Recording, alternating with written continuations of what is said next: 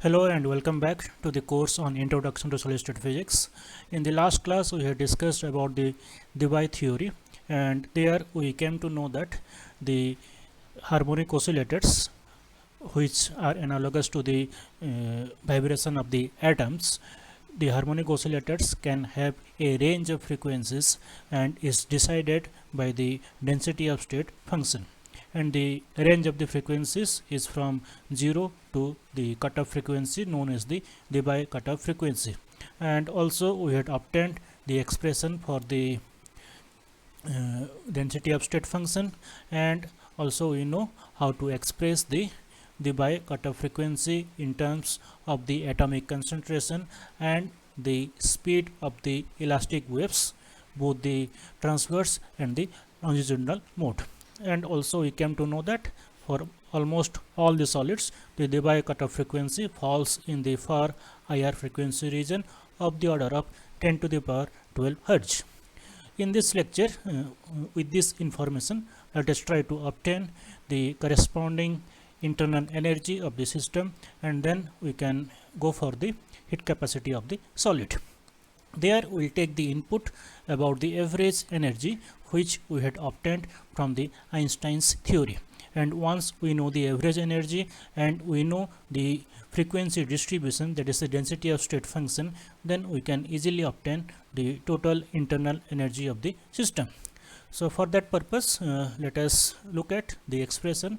So the internal energy of the solid can be expressed as the average energy of a particular harmonic oscillator times the density of state function, and it is integrated between 0 to the cutoff frequency, which is nu d.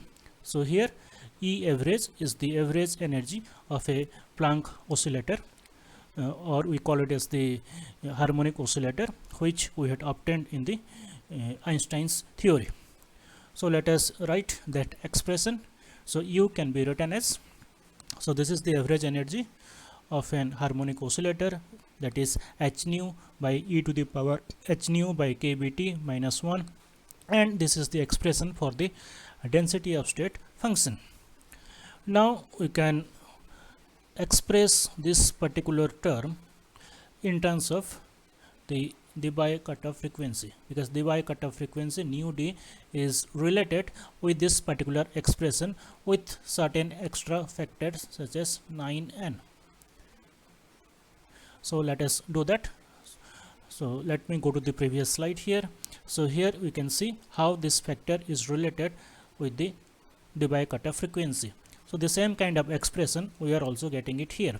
So let us rewrite this particular expression in terms of the Debye cutoff frequency. So this will become U to be equal to 9n by nu d cube integration 0 to nu d h nu q by e to the power h nu by kBt minus 1 d nu. So here this nu square and nu, here it is there, that's why it is becoming h nu cube, and this v factor is coming into account here, taken into account here. This 4 pi v into 1 by vlq plus 2 by vtq is taken into account in this particular expression. So if we can substitute the value of the Debye cutoff frequency here, then we can get back this particular expression. So this is the form of the internal energy of a solid. Now let us go for the substitution, that is x, let us take it to be h nu by kBt, and we can rewrite the expression as this, so that we are going to have this particular integration, and rest of the terms are taken outside the integration, which are not dependent on the frequency. So here we can define xd to be equal to h nu d by, so xd can be defined as h nu d by kBt. So that is what has been written here. Now we can define the Debye temperature as capital theta d, which is equal to h nu d by kb. So instead of kBt, we are writing this capital theta d, which is equal to h nu d by kb, so that we can rewrite the expression as 9 n kbt into t by theta d cube of this. This integration remains the same. We are not going to alter this, only we are changing this particular term, which is in the form of the by temperature theta d, which is equal to h nu d by kb. So this particular term has been changed and rest of the terms are the same.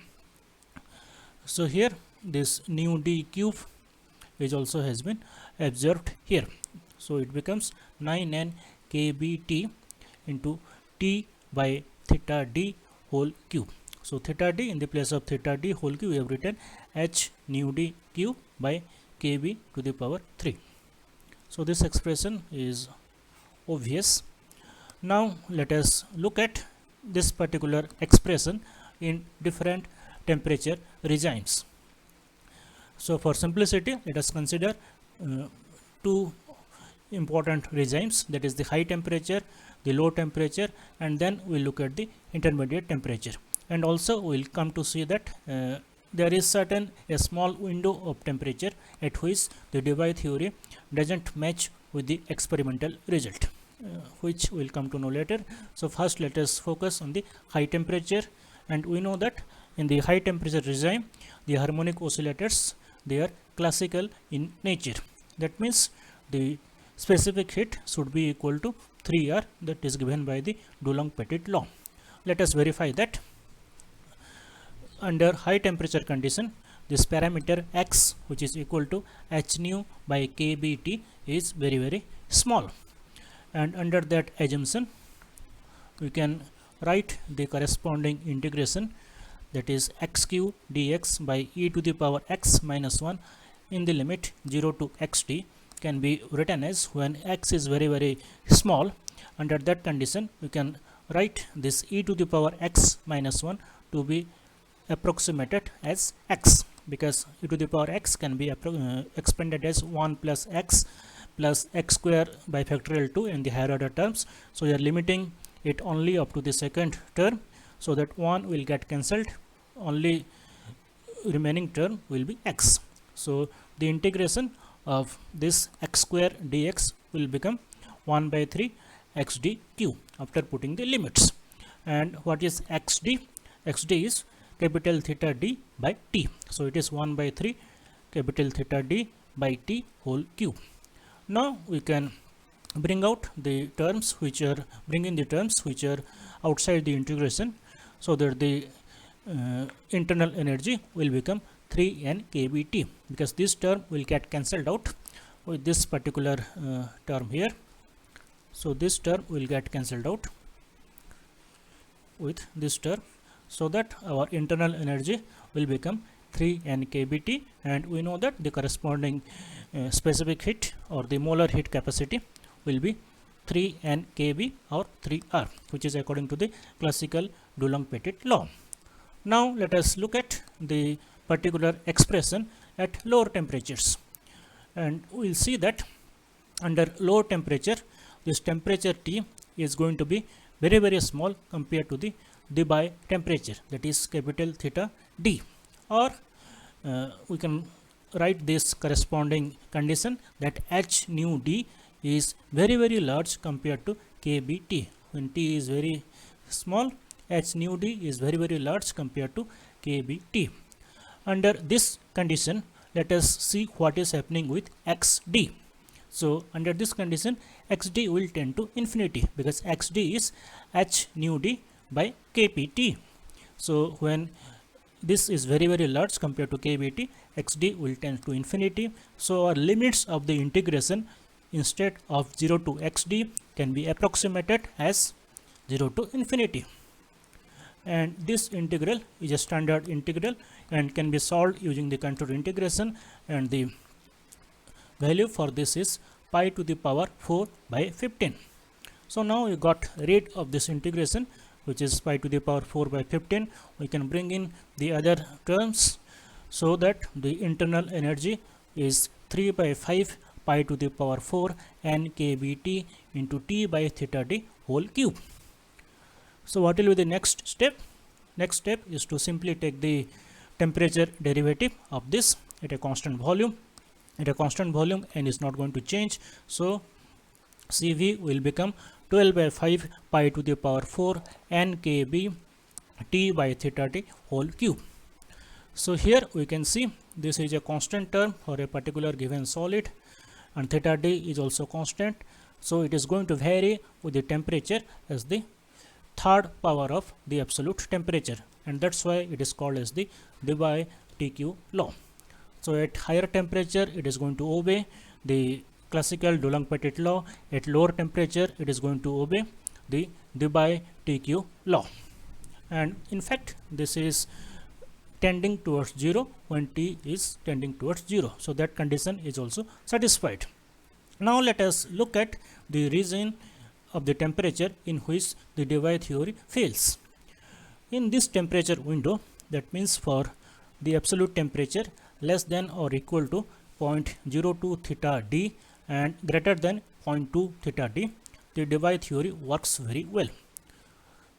So this is the temperature regime for which the Debye theory works very well, but it is not in good agreement with the experimental observation in this small temperature window. That means between 0.02 theta D to 0.2 theta D, the agreement with the experiment is not so good. In this region, if you look at the temperature region, there is going to be a gradual transition from the T cube law to the classical law. So where there is a transition from this T cube law to the Dulong-Pettit law, this Debye theory fails, and this is mostly attributed to the fact that we have assumed the solid to be an elastic continuum. Somehow we have ignored the discrete nature of the solid, and because of this we are going to have this particular disagreement with the experimental result. In fact, the actual density of state and the frequency spectrum is going to be different in particular crystal. So in a real crystal the frequency spectrum is different. For example, we can show it for a particular crystal. So this is for zinc telluride. For zinc telluride we can see that this is how the density of state, the phonon density of state, varies with the frequency. According to the Einstein, this is the corresponding Einstein frequency. So it is constant. The phonon density of states is a constant, and it is all the oscillators are vibrating with the same frequency, that is nu e, and according to the Debye theory it is going something like this, which is the nu square variation, which is proportional to nu square. Whereas if you calculate the actual density of state function, then the variation is not a very regular function like the nu square, but rather it is having this kind of variations.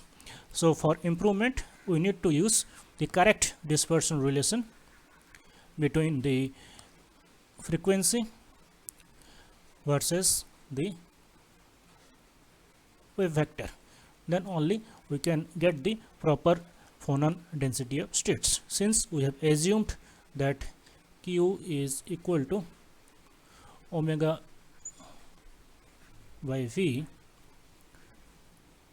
so because of this assumption we are not using the correct dispersion relation, that is a relation between omega versus Q, and because of that the corresponding phonon density of states is not accurate. So to implement it properly we have to use the proper dispersion relation, then only we can get the corresponding phonon density of states, and then we can calculate the heat capacity of the solid, which will match exactly with that of the experiment. So our next task will be to obtain the proper dispersion relation for a particular solid, which will be doing it in the coming videos.